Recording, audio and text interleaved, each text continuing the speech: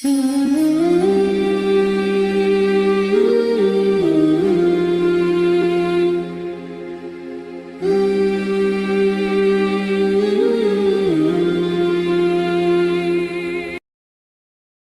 hari ini kita akan membahas sedikit tentang tafsir daripada surah Al-Fil, yang di dalamnya tentu ada kisah yang menarik, kisah Ashab Al-Fil, kisah tentang pasukan gajah. Ma'asyiral muslimin yang dimuliakan Allah Subhanahu wa taala, ikhwan akhwat yang dimuliakan Allah Azza wa Jalla.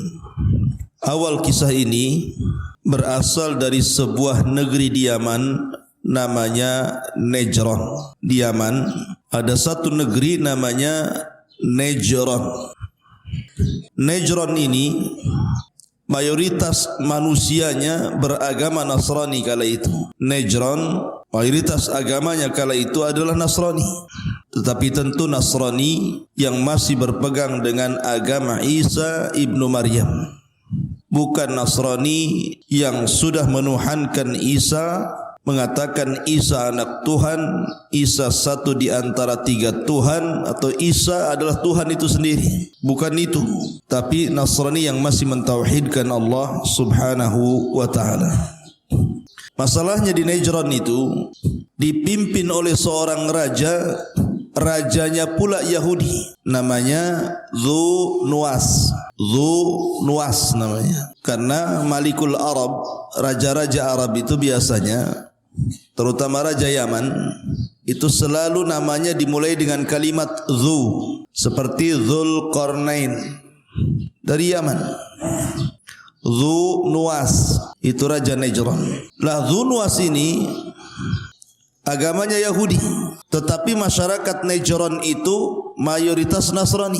Lah, akhirnya Dzu-Nuwas ini ingin menjadikan Najran ini semua menjadi Yahudi, memaksa rakyatnya untuk berpaling dari agama mereka, dari Nasrani pindah ke Yahudi. Lah, sebagaimana raja-raja di zaman dahulu seperti Namrud ataupun Fir'aun, maka Dzu-Nuwas pun mengaku Tuhan. Dzu-Nuwas itu mengaku Tuhan, sama dengan Namrud dan juga Fir'aun yang mengatakan ana rabbukumul a'la. Lah Dzu-Nuwas ini ngaku dirinya adalah Tuhan yang harus disembah oleh kaumnya. Untuk supaya meyakinkan bahwa dirinya adalah Tuhan, Dzu-Nuwas ini punya tukang sihir. Tukang sihir inilah yang kemudian membuat keajaiban-keajaiban, seolah-olah keajaiban itu datang dari Dzu-Nuwas, sehingga masyarakatnya merasa ketakutan dan menganggap Dzu-Nuwas adalah Tuhan. Jadi Dzu-Nuwas itu punya tukang sihir, dan tukang sihirnya itu selalu membuat keanehan, khususnya untuk Dzu-Nuwas, dan supaya masyarakatnya melihat bahwa dia adalah seorang Tuhan, padahal datang dari sihirnya tukang sihir Dzu-Nuwas. Lah kata tukang sihirnya Dzu-Nuwas sudah tua, akhirnya dia ngomong sama Dzu-Nuwas untuk dicarikan anak muda, biar saya bisa belajar dan mengajarkan sihir kepada anak muda itu. Kalau aku mati dia penerusnya. Maka oleh Dzu-Nuwas dicarikan anak muda yang cerdas, kemudian belajar kepada tukang sihir itu. Masalahnya perjalanan dari rumah anak muda ke tukang sihir itu melewati sebuah gereja. Di zaman itu agamanya Nasrani mayoritas. Dia penasaran, masuk dia ke gereja. Rupanya berjumpa dengan sang rahib. Belajarlah anak muda ini kepada sang rahib, tetapi di satu sisi dia datang ke tukang sihir dan belajar sihir. Jadi dua pelajaran dia belajar. Pertama belajar tauhid kepada seorang rahib yang ada di gereja itu. Yang kedua belajar kesyirikan kepada tukang sihir. Itu ilmu yang berseberangan tuh, satu tauhid, satu syirik pula. Satu sihir, satu tentang tauhid. Sampai intinya ketika meninggal tukang sihir itu, kemudian ilmunya sudah diberikan kepada anak muda itu, maka anak muda itu justru tidak membantu raja, karena dia justru cenderung kepada ajaran sang rahib dibandingkan tukang sihir. Akhirnya dia pun berkelana tidak mau melindungi raja dengan sihirnya, karena dia yakin bahwa itu tidak benar dan yang benar ajaran sang pendeta. Dan dia pun menjadi tukang obat, menjadi pengobat dan banyak disembuhkan dan mampu menyembuhkan berbagai macam penyakit.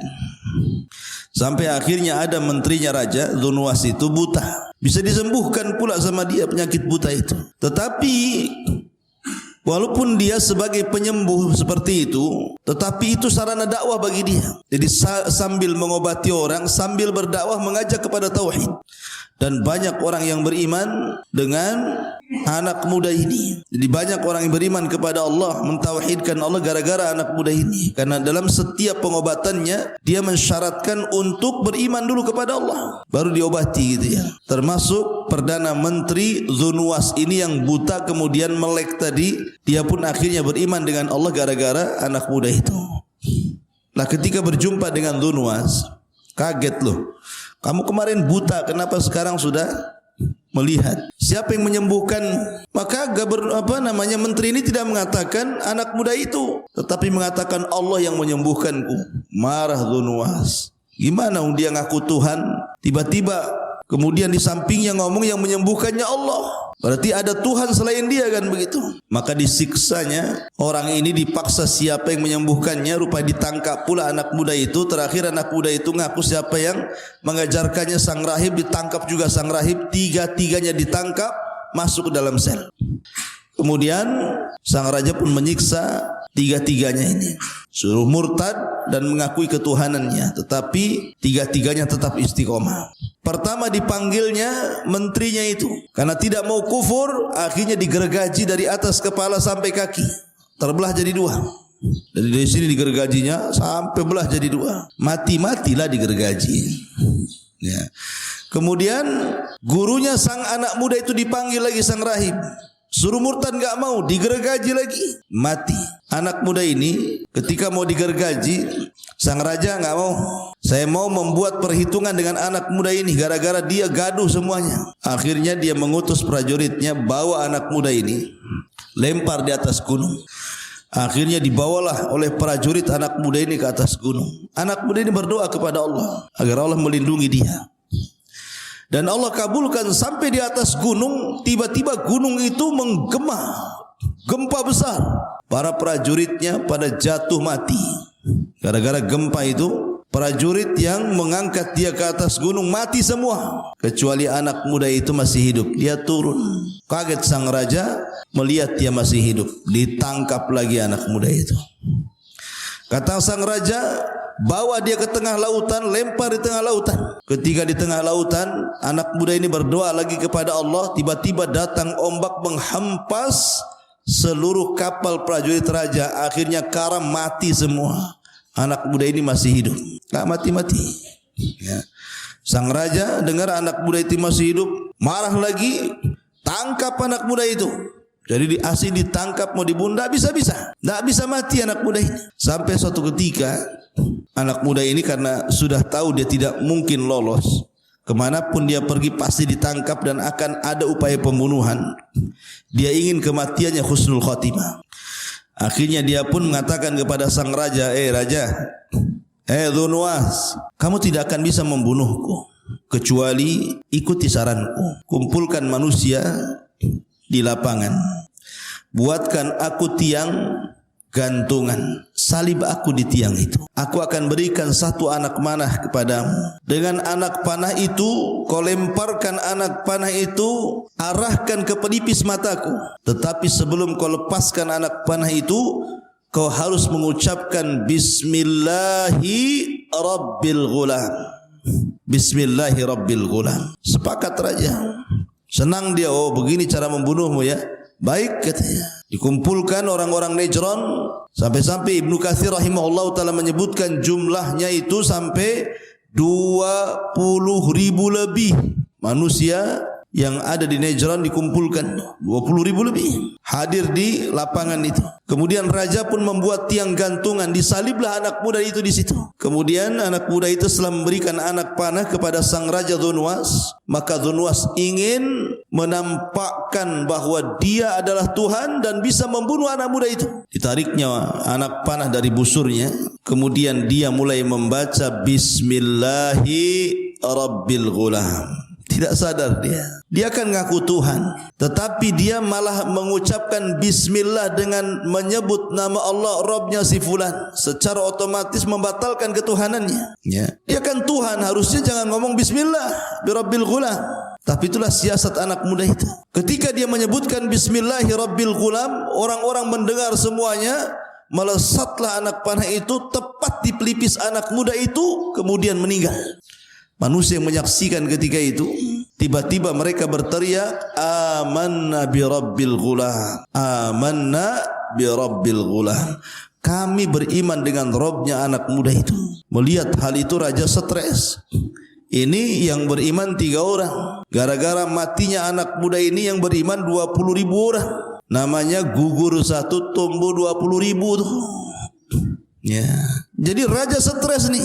Kok bisa orang-orang ini beriman secara cepat seperti itu? Itulah hidayah. Meninggal saja anak muda ini, bangkit 20.000 orang dan mengatakan amanna birabbil gulam. Kami beriman dengan Rabbnya si gulam. Akhirnya sang raja marah dan dia mengatakan kepada prajuritnya, tutup gerbang. Jangan ada satupun orang-orang itu keluar dari gerbang. Maka ditutuplah sang prajurit. Tidak ada boleh keluar dari lapangan itu. Akhirnya satu persatu kata sang raja, buat mereka murtad kembali dan mengakui ketuhananku. Kalau tidak, hukum mereka. Buatkan parit yang sangat besar, masukkan kayu sebanyak-banyaknya, bakar dengan api sebesar-besarnya. Siapapun yang tidak mau mengakui diriku Tuhan, masukkan dia ke dalam api itu. Betul-betul dibuat parit api. Satu persatu dari 20.000 itu suruh murtad. Subhanallah, tidak ada satupun yang murtad. Tidak ada satupun yang murtad. Semua masuk ke dalam api itu. Sampai kepada seorang ibu yang membawa anaknya. Hampir ragu-ragu dia. Masalahnya anak kecilnya itu mau dilemparkan ke api. Tetapi tiba-tiba Allah membuat bicara anak itu dan mengatakan, wahai ibuku, jangan takut. Masuklah kau ke dalam api, karena engkau dan aku akan berjumpa di sorga. Baru kemudian dia melemparkan diri ke dalam api. 1, 2, 3 sampai ribuan. Dan hampir 20.000 lebih masuk ke dalam api itu. Dan Allah takdirkan dari sekian orang yang diuji dengan api itu, ada 1-2 orang yang mampu melarikan diri atas kehendak Allah. Jadi 1-2 orang itu melarikan diri. Dia tidak sempat masuk ke dalam api dan tidak sempat dipaksa dilempar ke dalam api dan berhasil melarikan diri. Maka berangkatlah dari Najran menuju Syam, dan kala itu Syam adalah wilayah Nasrani terbesar. Wilayah agama Nasrani terbesar itu di Syam. Melaporkan tentang kekejaman Dzunwas yang ada di Najran. Marahlah Malikus Syam, raja Syam ini, ketika orang-orang Nasrani Najran disiksa, dibakar hidup-hidup. Maka tentu ada dalam dunia militer itu ada namanya jiwa korsa namanya. Sesama agama kan. Kayak kita lah, kalau ada orang Islam dibantai kan kita marah juga gitu ya. Maka orang Syam ini marah gitu. Ditulisnya surat, ditujukan kepada Ethiopia, Raja Habasyah. Karena yang paling dekat dengan Yaman itu Ethiopia. Maka ditulislah surat oleh Raja Syam kepada Raja Ethiopia yang ada di Habasyah agar menyelesaikan urusan Najran. Setelah kemudian Raja Habasyah membaca kabar daripada Raja Syam tentang pembantaian di Najran terhadap orang-orang yang beragama Nasrani, marahlah Raja Habasyah ini, karena Habasyah juga negeri yang banyak mayoritas Nasrani kala itu. Maka diutuslah 2 pasukan besar dipimpin oleh 2 jenderal. Pertama namanya Abrahatul Asram. Ini muncul nama Abraha di sini, ya. Pertama namanya Abrahatul Asram. Yang kedua namanya Riyadh. Jadi Raja Ethiopia mengirim 2 jenderal besar dengan pasukan besar. Pertama dipimpin oleh Abrahatul Asram, yang kedua dipimpin oleh Riyadh. Berangkatlah 2 jenderal dengan 2 pasukan ini dari Habasyah menuju Najran, Yaman. Lah akhirnya kemudian setelah sampai pasukan itu ke Yaman, maka digempurnya Najran oleh 2 pasukan besar ini, oleh Riyadh dan Abrahatul Asram, dan berhasil dikuasai Najran oleh 2 jenderal asal Habasyah Ethiopia ini. Kemudian Dzunwas pun melarikan diri. Akhirnya kemudian dikejar dan berhasil dibunuh di lautan. Nah, setelah meninggal Dzunwas, Maka kondisi Najran kembali kondusif, kembali menguat agama Nasrani dan dipimpin oleh dua jenderal, Abrahatul Asram dan Riyad. Dalam sebuah daerah, ikhwan, tidak mungkin dipimpin dua orang. Wali kota saja di Batam satu, sama dengan gubernur satu. Tidak mungkin wali kota dalam satu daerah dua. Bisa pecah kongsi nanti. Makanya ketika itu Abraha, dia licik dia. Dia ingin membunuh Riyad supaya dia satu-satunya penguasa Najran, di bawah kekuasaan Habasyah atau di bawah kekuasaan Ethiopia ketika itu. Akhirnya dengan kelicikan Abraha, dengan taktik dan politiknya Abraha, akhirnya Abraha berhasil membunuh kawannya sendiri namanya Riyad. Ketika Abraha membunuh Riyad, marah ini Malikul Habasyah ini, raja Ethiopia ini, kok bisa jenderalnya dibunuh oleh Abraha. Akhirnya kemudian ngirim surat kepada Abraha, seolah-olah mengatakan, kenapa kau bisa membunuh Riyad? Kalau kau tidak bisa mendatangkan alasan itu, kami akan datangkan pasukan yang besar dan akan membunuhmu dan akan membunuh pasukan. Akhirnya Abraha pun ingin menangkan raja Ethiopia. Cerdas Abraha ini. Dibawanya emas-emas dari Yaman, dibawanya barang-barang berharga dari Yaman termasuk tanah Yaman, kemudian dikirim ke Ethiopia dan mengatakan, sesungguhnya kami tidak memberontak Anda wahai raja. Kami tetap berada di bawah kekuasaan Ethiopia. Dari situ sang raja akhirnya percaya dengan Abraha, kemudian mengukuhkan kekuasaan Abraha menjadi wakil dari Habasyah Ethiopia untuk memegang Najran Yaman.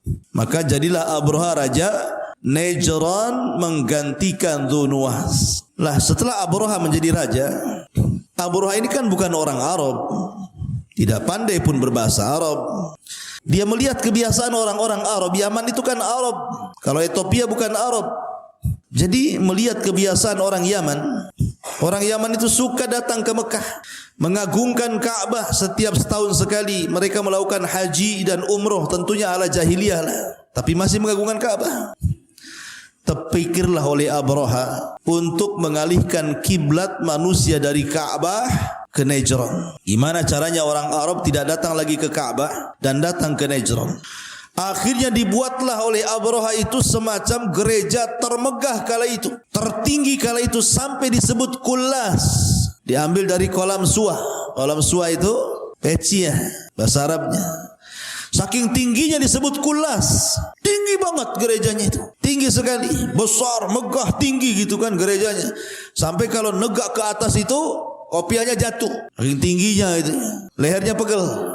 Setelah kemudian jadi dengan megahnya, dibangun dengan emas, dibangun dengan benda-benda yang sangat mewah gitu ya. Ketika hendak diresmikan, dikirimlah surat ke kabilah-kabilah Arab agar mereka mau datang ke gerejanya dan meninggalkan Ka'bah. Marahlah orang-orang Arab. Mana enggak marah?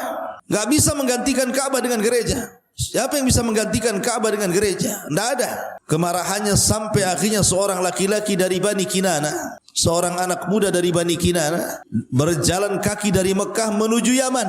Kemudian malam-malam masuk ke gereja Abraha, berak pula di gereja Abraha. Bukan di toiletnya, di dalam gerejanya. Tetapi kan dia orang musyrik, belum ada Islam ketika itu. Kalau orang Islam tidak boleh ya, diberakin tuh gereja Abraha. Kurang puas diletakkan surat di situ mengejek Abraha. Bahkan sebagian anak muda yang lain berusaha untuk membakar gereja itu. Bahkan sebagian yang lain berusaha untuk merobohkan gereja itu. Tentu Abraha murka. Bagaimana mungkin orang-orang ini hendak melecehkan dirinya dengan cara menghancurkan gerejanya? Maka dari situ Abraha mencari-cari tahu siapa penyebabnya. Apa alasannya? Rupanya penyebabnya adalah karena Ka'bah masih berdiri, masih diagungkan. Kalau Ka'bah tidak dihancurkan, maka akan tetap mereka datang ke Ka'bah mengagungkan Ka'bah, dan percuma mereka tidak mungkin masuk ke gerejanya. Ditambah-tambah orang yang kabilahnya dekat dengan Ka'bah itu pula yang kemudian menghina dirinya dengan cara berak di dalam gereja. Dari situ disiapkan pasukan besar dengan 4 gajah yang ada di depan pasukan itu. Ada yang mengatakan 8 gajah, ada yang mengatakan 4 gajah. Dan gajah yang paling besar namanya Mahmud. Siapa di sini namanya Mahmud? Itu gajahnya Abraha itu. Jadi Gajah yang paling besar namanya Mahmud yang ditunggangi Abraha. Maksud hati Abraha membawa gajah itu sebenarnya ingin menggeret Ka'bah dari semua sisi pakai rantai. Jadi di rantai diletakkan di ujung Ka'bah sebelah sini, sebelah sini, sebelah sini, sebelah sini. Kemudian gajahnya suruh pergi, nanti Ka'bah itu akan roboh.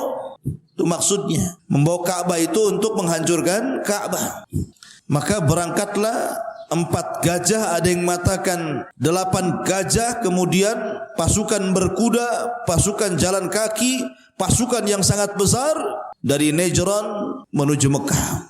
Orang Arab itu ketika itu ikhwan, mereka lemah, tidak bisa melawan Abraha. Kekuatan Abraha terlampau kuat. Ada beberapa kabilah berusaha menyerang Abraha tapi tidak berhasil, percuma, sia-sia. Sampai akhirnya ketika sampai di Taif, orang-orang Taif takut kalau seandainya Abraha menyerang mereka. Akhirnya mereka pun menyerahkan diri dan meminta Abraha untuk tidak menyerang Taif. Disangka mau menghancurkan Lata, patungnya orang Taif. Akhirnya orang Taif mengatakan, ya Abraha, Lata bukan Ka'bah. Kau jangan hancurkan Lata, Tuhan kami di sini, Ka'bah di sana. Nanti kami akan berikan engkau penunjuk jalan sampai di Ka'bah, jalan yang paling cepat, jalan pintas dan pantas. Akhirnya seorang laki-laki namanya Abu Rughal namanya, menjadi penunjuk jalan Abraha. Tapi Allah takdirkan Abu Rughal meninggal dunia di tengah jalan, dan kuburannya sampai hari ini dilempari manusia dengan batu, karena Abu Rughal telah berkhianat. Yang menunjuk jalan Abraha, memberitahu jalan ke mana Ka'bah dan Mekah. Maka dia disebut pengkhianat Arab sampai sekarang, Abu Rughal itu. Jadi kalau orang Arab melihat pengkhianat itu disebut Abu Rughal, anta Abu Rughal katanya. Kamu ini pengkhianat. Jadi kuburannya dilempari batu, dirajam sampai sekarang kuburannya itu. Udah mati pun masih dilempari batu. Kemudian kalau melempari batu dikatakan pengkhianat kau katanya. Ya, Abu Rughal. Jangan jadi Abu Rughal. Ya. Taib. Akhirnya kemudian ketika Abraha sampai di sebuah wadin muhassir, sebuah lembah. Wadin itu muhassir, tempat nantinya akan ada pengepungan tentara Abraha. Wadin muhassir ma'ruf bagi orang yang manasik haji, wadin muhassir itu. Tapi sebelumnya tentara Abraha ini mampir di peternakan orang-orang Arab dan mencuri untanya Abdul Muttalib sebanyak 200 unta. Jadi ketika sampai di Wadin Muhassir, disinilah kemudian Abraha ingin berjumpa dengan Raja Arab, Abdul Muttalib. Datang Abdul Muttalib. Abdul Muttalib ini orangnya punya wibawa. Karena ada orang-orang tertentu itu melihat wajah saja orang dah serem. Ada juga kalau melihat wajahnya langsung segen, wibawa. Ada orang yang melihat wajah orang itu langsung meremehkan. Wajahnya ya kayak gitu. Jadi Abdul Muttalib itu punya wajah kalau orang lihat tu langsung wibawa, termasuk Abraha. Abraha kan enggak pernah kenal, enggak pernah berjumpa dengan Abdul Muttalib. Ketika Abdul Muttalib datang, Abraha turun dari gajah. Enggak ngomong dari atas gajah, dia turun, dia hormat kepada Abdul Muttalib, ngampar di padang pasir. Masalahnya dua orang ini tidak paham bahasanya masing-masing. Abdul Muttalib tidak paham bahasa Abraha, Abraha tidak paham bahasa Abdul Muttalib. Terpaksalah menggunakan dua penerjemah, menerjemahkan Abdul Muttalib dan menerjemahkan Abrahatul Asram. Seolah-olah Abraha mengatakan kepada Abdul Muttalib, bagaimana pendapatmu tentang pasukan yang akan menghancurkan Ka'bah ini? Tetapi Abdul Muttalib tidak menjawab soal pasukan yang akan menghancurkan Ka'bah. Justru dia mempersoalkan anak muda Abraha yang mencuri unta, 200 unta miliknya. Kata Abdul Muttalib, mana unta-untaku? Kenapa kau curi? Abraha meradang ketika itu. Dikiranya Abdul Muttalib akan marah gara-gara Ka'bahnya akan diserang. Bukannya cerita Ka'bah, malah cerita unta. Maka Abraha pun langsung hilang karismanya. Abdul Muttalib langsung hilang karismatiknya di hadapan Abraha dan mengatakan, aku cerita tentang penyerangan, kau pula cerita tentang unta. Maka kata Abraha, kembalikan untanya. Kemudian Abdul Muttalib mengatakan, ya Abraha, aku tidak tertarik ceritamu tentang penyerangan Ka'bah. Karena unta itu ada tuannya, dan tuannya adalah saya. Dan Ka'bah itu juga ada tuannya, dan tuannya adalah Tuhan yang akan melindungi Ka'bah. Enggak ada urusan Ka'bah dengan saya, karena sudah ada pelindungnya Ka'bah itu. Akhirnya Abdul Muttalib pun mengambil unta-untanya, mengumpulkan kabilah-kabilah di sekitar Arab, kemudian berdoa kepada Allah Azza wa Jalla. Begitulah orang-orang musyrik di saat genting mereka berdoa kepada Allah, tapi di saat mereka senang mereka menyekutukan Allah Azza wa Jalla. Wa idza raqibu fil fulki da'awu Allah mukhlishina lahuddin falamman najahum idzahum musyrikun. Apabila mereka diombang-ambing di tengah lautan dalam kondisi genting, mereka berdoa ikhlas karena Allah, tapi ketika diselamatkan mereka melakukan kesyirikan. Begitu kebiasaan orang musyrik. Abdul Muthalib pun bermunajat kepada Allah untuk supaya warganya tidak ada yang kena, Ka'bah tidak hancur dan begitu seterusnya. Akhirnya mereka pun disuruh naik ke mana? Ke Jabal Abi Qubais yang sekarang jadi istana raja. Naik semua ke Jabal Abi Qubais, mau melihat apa yang terjadi dengan Abraha dan pasukannya di atas gunung itu. Maka semua kabilah-kabilah yang dekat dengan Ka'bah naik semua ke Jabal Abi Qubais, dilihatin dari atas tuh mau apa Abraha tuh. Ketika Abraha sudah mendekati Ka'bah, kan di Wadi Muhassir itu kan sudah mendekati Ka'bah, tiba-tiba untanya enggak mau gerak. Disuruh menghadap Ka'bah, jalan ke Ka'bah enggak mau jalan, tapi ke tempat lain mau dia. Kalau disuruh berdiri jalan ke arah Ka'bah enggak mau, langsung deprak lagi. Tapi kalau diarahkan ke selain Ka'bah langsung berdiri dan siap jalan gitu kan. Ada apa ini? Ya, kok begini? Akhirnya kemudian Allah Subhanahu wa taala menghendaki lain. Tiba-tiba langit gelap, bukan karena awan. Ketika Abraha dan pasukannya melihat ke langit, rupanya gelapnya langit itu karena tertutup oleh burung-burung laut yang berwarna hitam. Itulah burung ababil. Allah kirim burung-burung laut yang disebut dengan ababil. Kemudian burung itu menutup matahari, menutup awan sehingga gelap gulita. Dan setiap burung membawa batu-batu yang sangat panas. Minimalnya 3 batu satu burung, 2 di tangan dan 1 di paruhnya. Kemudian mereka pun melempari batu itu melesat seperti tembakan senapan. Kalau mengenai dadanya tembus ke belakang, mengenai kepalanya tembus ke belakang ke tengkuknya. Makanya Allah Subhanahu wa taala mempermisalkan seperti daun yang dimakan ulat. Lihat daun kalau dimakan ulat kan tembus tuh. Ya. Dari sini Allah Subhanahu wa taala gambarkan dalam Al-Qur'an peristiwa ini diabadikan, yang kemudian Allah Subhanahu wa taala firmankan dan dijadikan surat yang sangat pendek dalam Al-Qur'an dan dibaca sampai kiamat dibangkitkan. Apa suratnya? Suratul Fil. Yang antum semua sudah hafal. Alam tara kaifa fa'ala rabbuka bi ashabil fil alam yaj'al kaidahum fi tadlil wa arsala alaihim tayran ababil tarmihim bihijaratin min sijil faja'alahum ka'asfin ma'kul.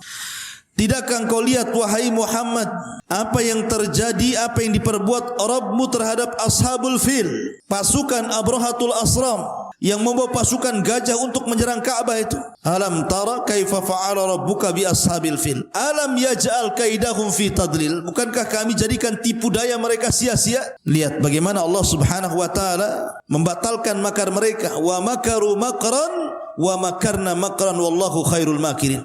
Silakan kalian buat makar, Allah juga punya makar sendiri, dan sebaik-baik makarlah makarnya Allah Subhanahu wa taala. Fi tadlil wa arsala alaihim tayran ababil. Kami utus kepada mereka burung-burung ababil, tarmihim yang melempar mereka dengan batu-batu itu, faja'alahum ka'asfin ma'kul. Maka Allah jadikan mereka seperti daun yang dimakan ulat, hancur. Ya, termasuk Abrahatul Asram. Maka orang itu setiap dilempar oleh batu-batu itu langsung meleleh dagingnya.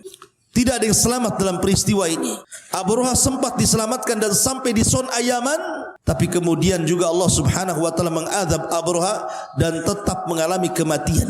Maka akhirnya terjadi irhasat, keajaiban-keajaiban dunia, karena setelah peristiwa ini 50 hari lahirlah Baginda sallallahu alaihi wasallam sebagai Sayyidul Anbiya'i wal Mursalin, penutupnya para nabi dan rasul. Dari peristiwa ini 50 hari setelahnya lahirlah Rasulullah. Makanya cerita Ashabul Fil disebut irhasat. Irhasat itu nama lain daripada mukjizat. Tapi irhasat itu keanehan yang terjadi sebelum Rasul diangkat menjadi nabi dan rasul. Namanya irhasat. Ini keanehan. Allah Subhanahu wa taala menangkan orang-orang Mekah dan tanpa ada perlawanan sedikit pun kepada Abrahatul Asram dan pasukannya. Tiba-tiba Allah Subhanahu wa taala mengirim burung. Lihat bagaimana Allah kalau menghancurkan sesuatu itu tidak perlu ngirim buaya, ngirim harimau, enggak perlu, cukup burung laut saja. Ya, terkadang kalau Allah mengadab sebuah kaum itu yang diutus apa? Nyamuk. Ingat Namrud? Namrud itu saking sombong yang ngaku Tuhan sampai mau membunuh Ibrahim dan orang-orang yang mengikuti Ibrahim. Akhirnya Namrud diadab dengan satu nyamuk yang masuk di hidungnya, kemudian menggerogoti otaknya. Akhir digedar-gedorkan otaknya ke tembok. Terakhir dia minta kepada khadimnya untuk mengambil sandal, dipukulkan di kepalanya. Pas dipukul mati dia. Ya, kalau Allah mau, Allah bisa bunuh orang dengan nyamuk. Begitulah orang congkak, orang sombong. Tidak perlu dikirim harimau masuk ke rumah Namrud, cukup dikirim nyamuk saja. Ya. Ma'asyiral muslimin yang dimuliakan Allah Azza wa Jalla, di antara kisah tentang ashab al-fil.